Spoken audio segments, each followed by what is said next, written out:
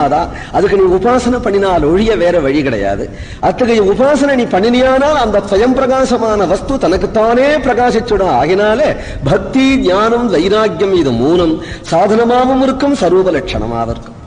ஏன்னா சித்தாவஸ்தையில அது சரூப லட்சணமா போயிடுறது. சாதனா இருக்கும் பொழுது நான் கதாசிரவணாதிகள் பண்றோமே அதுதான் பக்தி. சரீரம் வேறு ஆத்மா வேறுன்னு அனுசந்தானம் பண்றோமே அதுதான் ஞானம். விஷய சுகங்கள்ல ஈடுபடக்கூடாதுன்னு மனசை கட்டுப்படுத்துறோமே அதுதான் வைராக்கியம். இத்தகைய பக்தி ஞான வைராகிய லட்சணமானது பாகவத தர்மம் என்று சொல்கிறார். இந்த பாகவத தர்மத்தை சொல்றதுதான் ஸ்ரீமத் பாகவத்.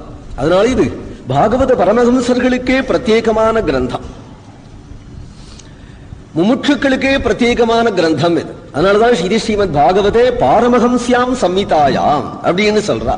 பெரியோர்கள்லாம் இதை பிரஸ்தான சதுஷ்டயம்னு எடுத்துட்டார்கள்.